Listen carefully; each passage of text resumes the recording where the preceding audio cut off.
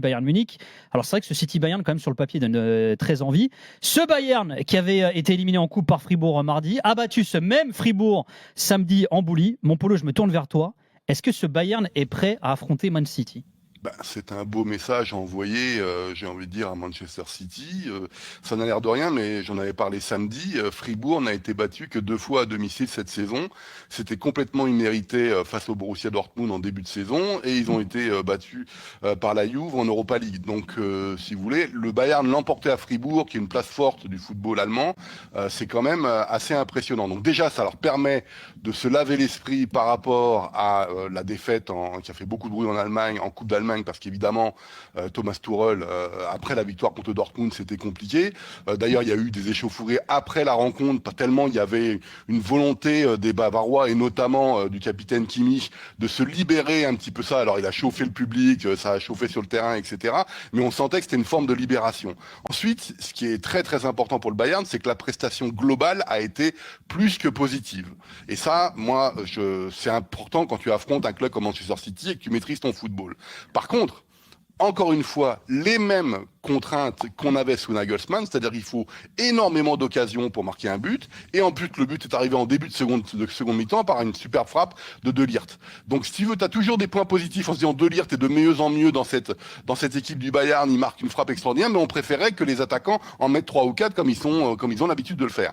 Et en fait, on se rend compte qu'un Leroy Sané, par exemple, qui fait le plus dur à chaque fois en dribblant les milieux de terrain, en dribblant les défenseurs, et il se l'échoue complètement devant le gardien en envoyant le ballon un peu n'importe où dans les tribunes, etc. Il y a toujours un petit peu, on ne sait pas trop où on va aller avec ce Bayern. Ce qui est sûr, c'est que la prestation globale est très impressionnante de ce qu'a fait le Bayern ce week-end à Fribourg.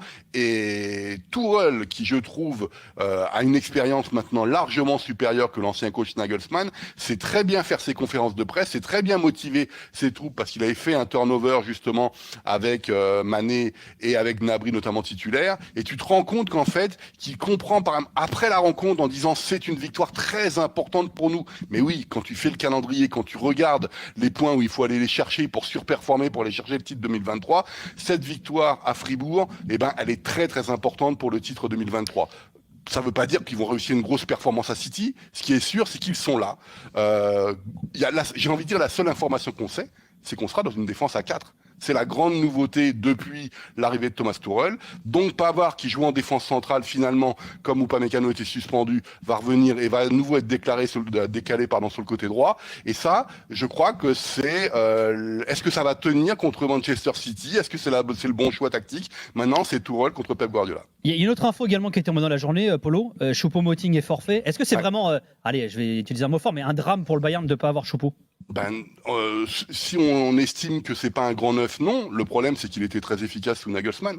Et il était le titulaire parce que Sadio Mané, on se cache aussi un petit peu derrière sa blessure qui fait que, mais c'est pas un flop, mais on n'est pas loin de ça quand même. Sa prestation encore contre Fribourg est pas extraordinaire. On ne sait pas s'il sera titulaire contre Manchester City ou si ce sera Gnabry, parce que Goretzka et Coman étaient notamment sur le banc, donc on sait que Coman sera là.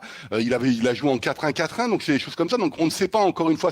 On est dans le dernier quart de la saison, on ne sait toujours pas qui est devant, en fait.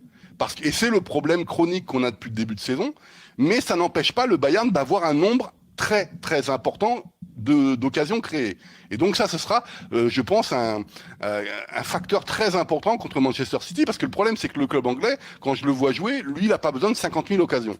Et ça, je pense que c'est un facteur qui va être très très important pour la qualification pour la demi-finale. Alors justement, parlons de City aussi avec toi, Julien. Alors pendant que le Bayern se relançait contre Fribourg, City enchaînait contre Southampton, ils ont gagné 4-1, les Sky Blues. Alors même question, Julien, qu'on a posée à Polo, est-ce que ce Man City est prêt à affronter ce Bayern?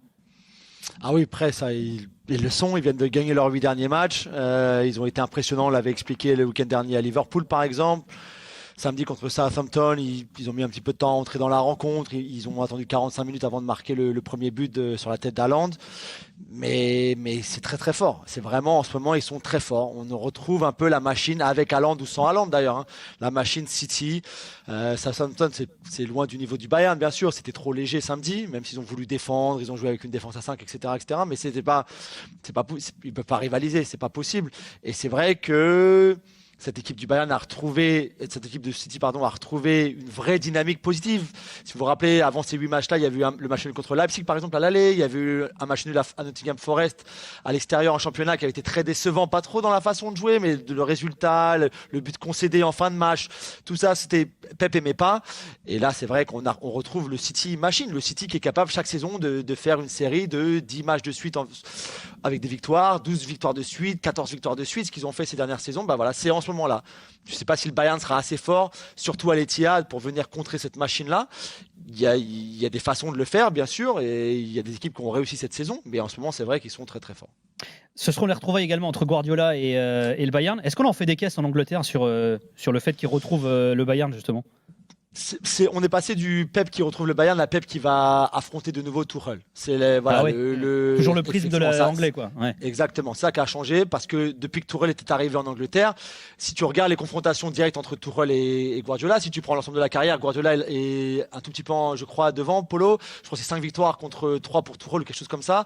Si tu regardes en revanche depuis l'arrivée de Tuchel en Angleterre, donc avec Chelsea, là ça s'était inversé puisque je crois que c'est 3-1 pour Tuchel ou 3-2 pour Tuchel, dont bien sûr la finale de la Ligue des Champions de Chelsea contre City.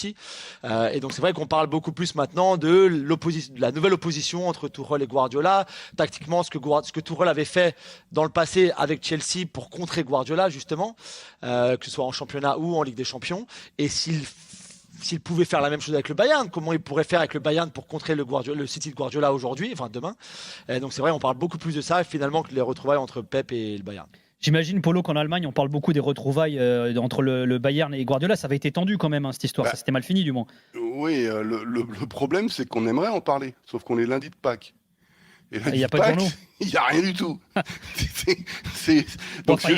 On a eu le temps d'en parler au moment du tirage. Non, mais on en a parlé un petit peu parce qu'évidemment, lorsqu'il y a eu le tirage au sol, lorsque Tuchel a été nommé tout de suite Pep Guardiola contre Thomas Tuchel, Ligue des Champions 2021, c'est revenu. Il y a le cas Haaland aussi qu'on oublie, qui a un résultat catastrophique à chaque fois qu'il a affronté le club munichois, et ça faisait partie, on en discutait avec Julien l'année dernière, des progressions qu'il doit faire. C'est bien de battre des records du nombre de buts marqués contre Southampton, tout ce qu'on veut, mais ce qu'on lui demande aussi s'il veut devenir un grand neuf, c'est de mettre un doublé, voire un triplé contre le Bayern Munich et à lui tout seul de qualifier City pour les demi-finales. On parle un petit peu de tout ça, mais c'est vrai que Pep Guardiola, quand même, c'est un phénomène qui a passé 3 ans en Bavière. C'était un formidable coup, évidemment sportif pour le Bayern Munich, aussi économique, parce que ça, c'est des choses qu'on oublie, mais quand Pep Guardiola arrive, il y a des sponsors qui veulent venir tout de suite, etc. Donc là, on n'est plus dans des logiques sportives au premier degré, c'est des choses qui sont très différentes. Sauf qu'on n'oublie pas que Pep Guardiola n'a pas ramené la Ligue des Champions à l'époque où il était au Bayern Munich. Il s'est baladé en championnat, c'était le fameux Super Bayern qui avait commencé avec Jupp Heynckes et ensuite qui avait continué durant les titres 2014, 2015, 2016. Il y avait à l'époque ce qu'on appelait la Bestia Negra, c'est-à-dire la bête noire espagnole qui arrêtait pas de bloquer le Bayern Munich de Pep Guardiola, etc. Et en fait, il avait laissé une image mi-figue, mi-raisin en partant. Parce qu'il était aussi, vous le connaissez, en conf de presse, etc. C'est moi le chef, c'est moi le plus grand, c'est moi le ceci, etc. Mais ce qui est sûr, c'est que ces idées, elles ont infusé en Bundesliga. Et si des joueurs comme Tuchel ou Nagelsmann, au moins à leur début, se sont inspirés de ce qu'a fait Pep Guardiola, c'est aussi parce que l'Espagnol est passé en Allemagne.